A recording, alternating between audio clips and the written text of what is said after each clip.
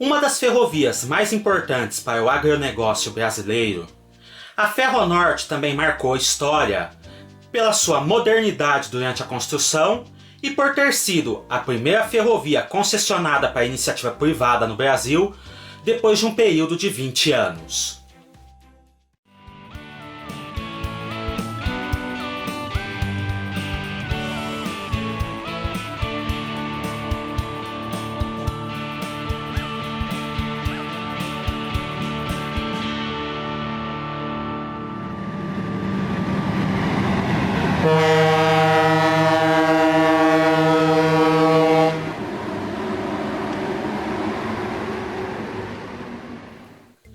E aí pessoal, tudo bem? Antes de mais nada, considere se inscrever no canal se você ainda não é inscrito, ativar o sininho das notificações e se gostar deste vídeo, deixe seu like, pois isso fortalece bastante nossas atividades. O vídeo de hoje é uma sugestão de nosso amigo inscrito Michele Christian, que pediu para nós contarmos a história da Ferronorte. Desde sua fundação, a cidade de Cuiabá, no estado de Mato Grosso, foi sempre um importante ponto tanto para a colonização do interior do Brasil, quanto para a defesa das fronteiras. Por isso mesmo, sempre existiu o interesse de interligá-la, por via terrestre, com os principais centros econômicos e políticos que existiam no litoral do Brasil, como a então capital do Império Rio de Janeiro, ou a cidade de São Paulo, que crescia cada vez mais em importância econômica. Os primeiros estudos para a construção de uma via férrea interligando Rio de Janeiro até Cuiabá e a fronteira da Bolívia datam dos anos 1850, mas foram aprimorados cada vez mais após a Guerra do Paraguai, que demonstrou a necessidade de reforçar a segurança de nossas fronteiras na região oeste do país. No decorrer das décadas seguintes, diversas concessões e projetos foram apresentados para tornar esta ideia realidade. A Companhia Paulista, Companhia Mogiana, Estrada de Ferro Central do Brasil, Estrada de Ferro Noroeste do Brasil, Rio Claro Railway, Estrada de Ferro Goiás e Estrada de Ferro São Paulo-Goiás foram algumas das companhias que receberam concessões para levar seus trilhos até Cuiabá. Mas nenhuma delas conseguiu atingir tal objetivo. Mesmo a Estrada de Ferro Noroeste do Brasil, cuja ideia inicial era interligar Bauru, Campo Grande e Cuiabá, teve seu trajeto alterado para Corumbá, na região sul da então província de Mato Grosso, por pressões das Forças Armadas, que queriam reforçar aquela região para que a mesma não fosse recapturada pelo Paraguai no caso de haver uma nova guerra. Com isso, se passaria mais de 100 anos sem que nada fosse feito para tornar realidade o sonho de se interligar o litoral com o interior do Mato Grosso. Sendo que somente na década de 1970, com os projetos do governo militar para a interiorização do Brasil e a transformação de vastas áreas do Pantanal e da floresta amazônica em áreas de cultivo e pastoreio, houve condições políticas para tornar tal ligação prioritária nos planos do governo, principalmente graças às iniciativas do então senador Vicente Vuolo, do estado do Mato Grosso, que era um grande entusiasta para a construção dessa ferrovia. No início da década de 1980, foi realizada a proposta de se construir uma ferrovia com cerca de 6.000 quilômetros, interligando Santa Fé do Sul, em São Paulo, até Alto Araguaia, seguindo então para Cuiabá, onde então se dividiria em um ramal para Santarém, no Pará, e outro para Porto Velho, em Rondônia.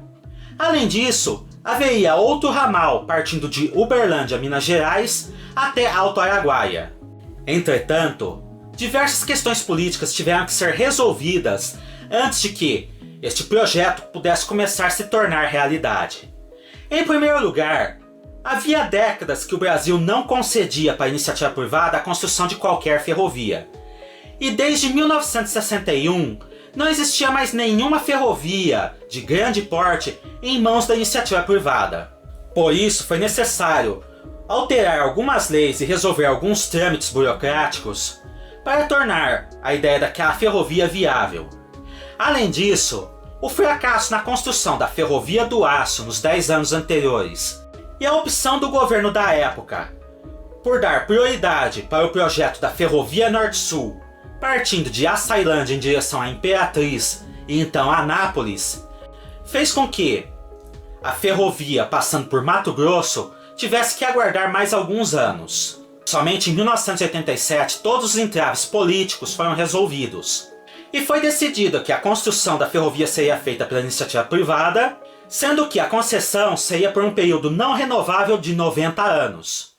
Em 19 de maio de 1989, finalmente é realizada a licitação dessa ferrovia, vencida pela empresa Ferrovias Norte do Brasil S.A.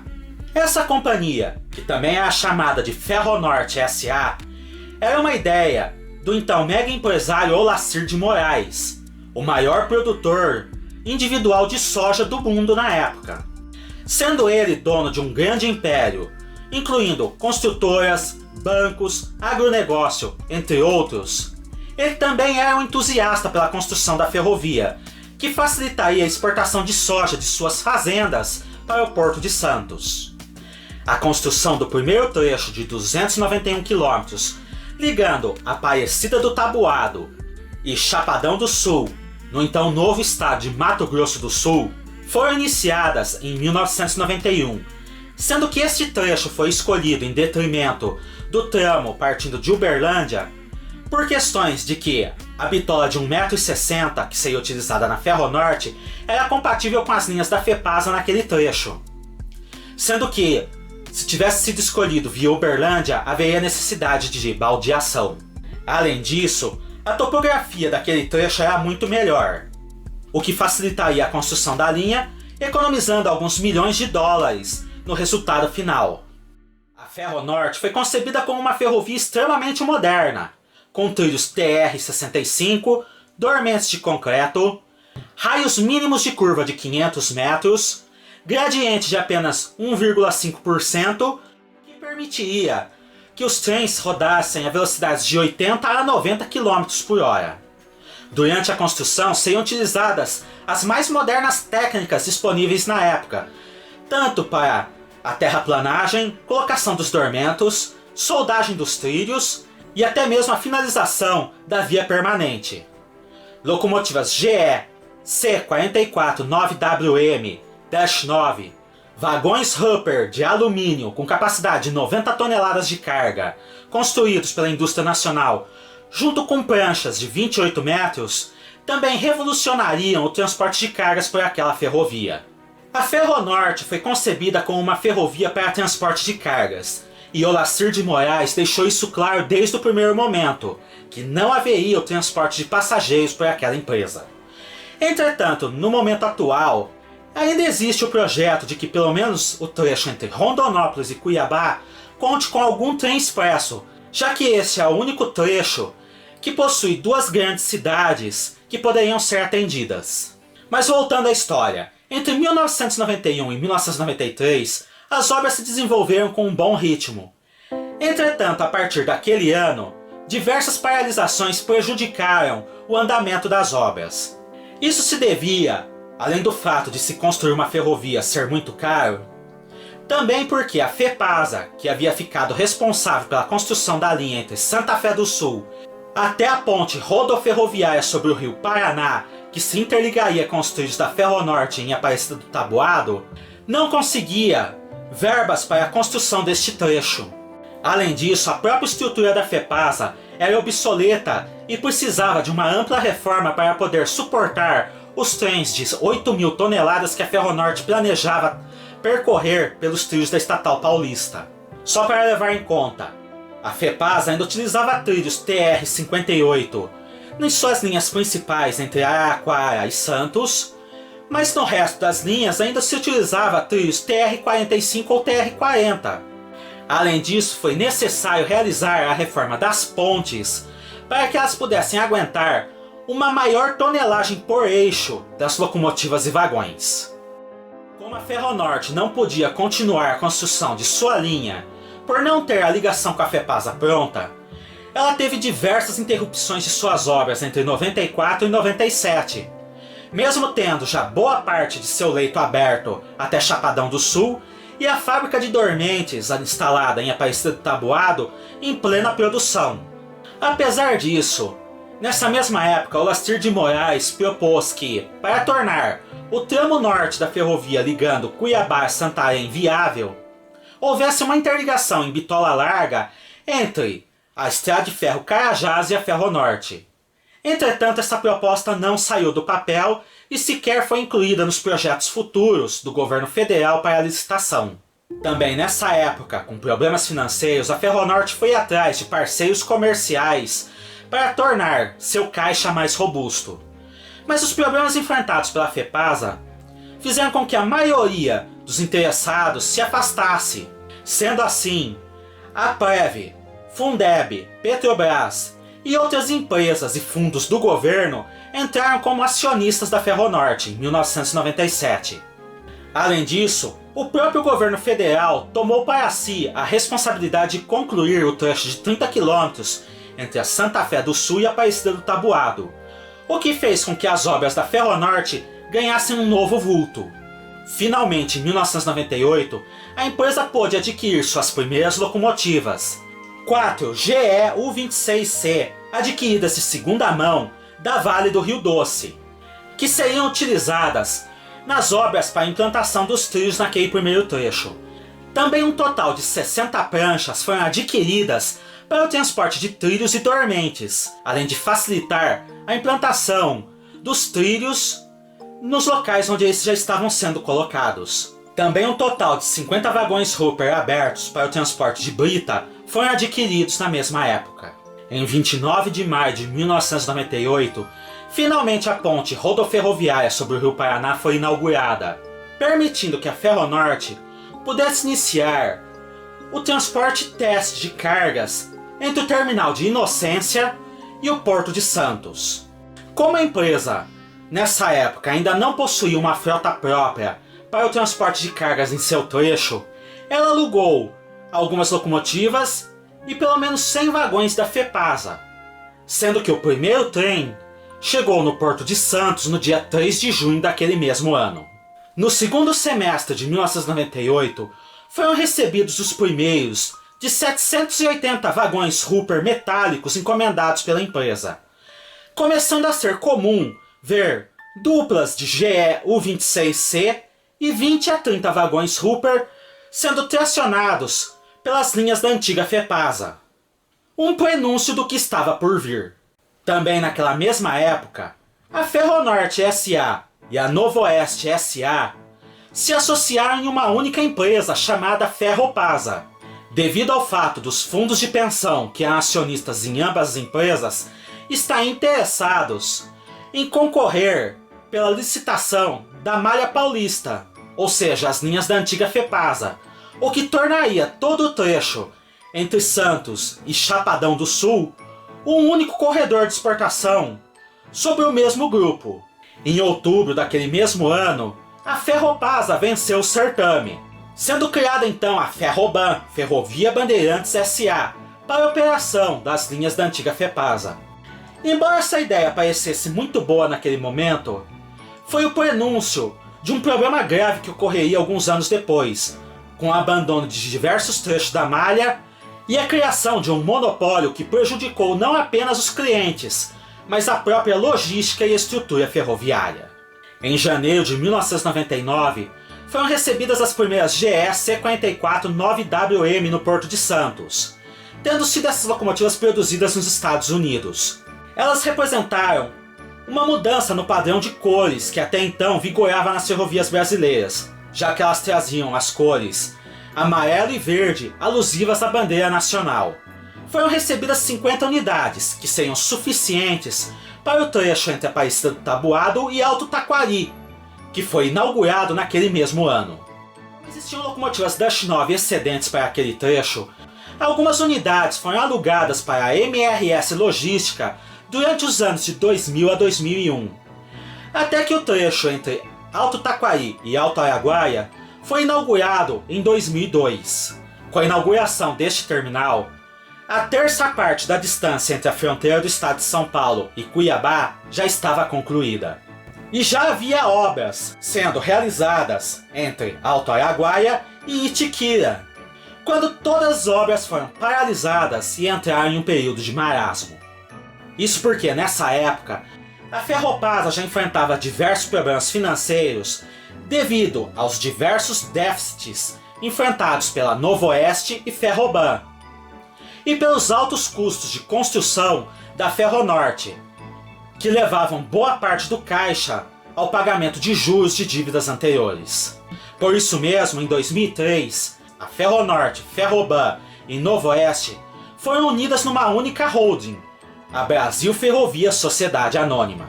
A partir deste momento, a Ferronorte deixou de existir como empresa independente, embora seu CNPJ continue sendo utilizado para definir o que é atualmente chamado Malha Norte.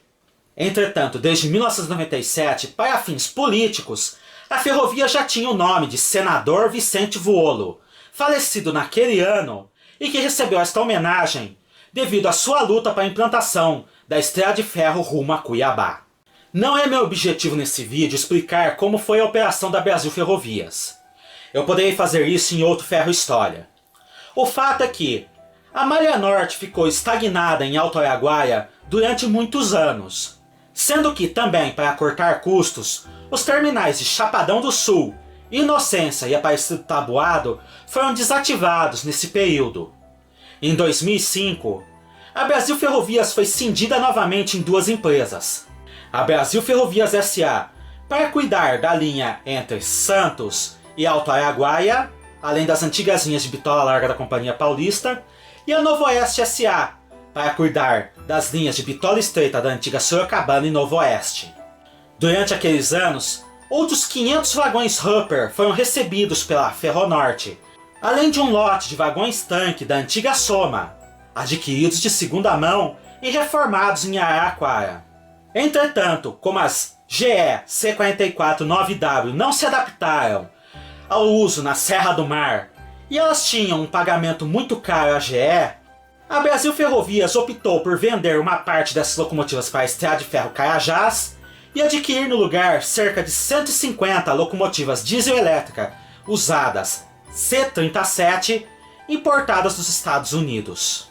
Tudo isso acabou em 2006, quando, através de uma troca de ações, a ALL Logística adquire a Holding Brasil Ferrovias, sendo que toda a empresa passa a ser denominada ALL. Entre 2006 e 2009, a ALL não fez nada para mudar a situação da sua Malha Norte, inclusive levando ela a um período de sucateamento e abandono. Somente em 2009, após uma ameaça de perder a concessão se não reiniciasse as obras, a ALL finalmente começou a se mobilizar para levar os trilhos além de Alto Araguaia. Em 2012, a empresa inaugura o terminal de Itiquira. E em 2013, finalmente os trilhos chegam a Rondonópolis, na segunda terça parte da distância entre a fronteira do estado de São Paulo e Cuiabá. Mas o que parecia ser uma nova fase para a antiga Ferronorte não se concretizou, sendo que a ALL naquele mesmo ano devolveu o resto da concessão para o governo federal, anunciando que não tinha interesse em continuar a construção. O fato é que a ALL já se encontrava afundada em dívidas e não conseguia sequer pagar os juros relativos aos empréstimos que ela tomou para realizar as obras de expansão da Ferronorte. Em abril de 2015, a ALL então é adquirida pela Rumo, sua antiga cliente de transporte de açúcar e que resolveu se tornar uma operadora ferroviária. A nova empresa, mais focada e com mais recursos, imediatamente inicia um plano de expansão dos negócios e, para isso, reabre o terminal de Chapadão do Sul e recapacita os terminais de Alto Araguaia e Alto Taquari. Desde então, a Rumo vem se esforçando para recuperar toda a estrutura, tanto da Malha Norte como da Malha Paulista, recuperando trilhos, ampliando pátios, reabrindo e ampliando terminais, implantando novos sistemas de sinalização, entre outros. Em 2019, a empresa finalmente anuncia que tem a intenção de levar os trilhos da antiga Ferronorte de Rondonópolis para Cuiabá e dali até Sorriso e Lucas do Rio Verde. Sendo que ela condicionou essa ampliação da ferrovia à renovação da malha paulista, o que ocorreu em agosto de 2020. Apesar da empresa já ter financiamento e caixa para realizar as obras, inclusive tendo comprado terrenos para os futuros terminais em Cuiabá, Sorriso e Lucas do Rio Verde, nada ainda foi concretizado por questões burocráticas, já que o governo federal tem preferência que primeiro seja construída a Ferrogrão, uma ferrovia interligando Lucas do Rio Verde a Santarém, aproveitando-se justamente da antiga concessão da Ferronorte para aquele trecho, para depois autorizar a construção do trecho entre Rondonópolis e Sorriso, utilizando-se do novo modelo de autorização que o governo vem buscando implantar, onde a empresa que tem interesse em construir o trecho é dona da linha e não só concessionária. Entretanto, a Rumo não tem interesse em fazer este trecho pelo modelo de autorização, e sim pelo modelo de concessão, reunificando a concessão da antiga Ferronorte. Essas questões ainda não foram resolvidas em maio de 2021, enquanto eu estou gravando este vídeo. Só nos resta esperar que essas divergências sejam solucionadas em breve para que a Ferronorte possa ser estendida. E essa foi a história da Ferronorte. Cliquem no gostei, se inscrevam no canal e ativem o sininho das notificações para fortalecerem nossas atividades e vocês não perderem nenhum novo vídeo. Até a próxima!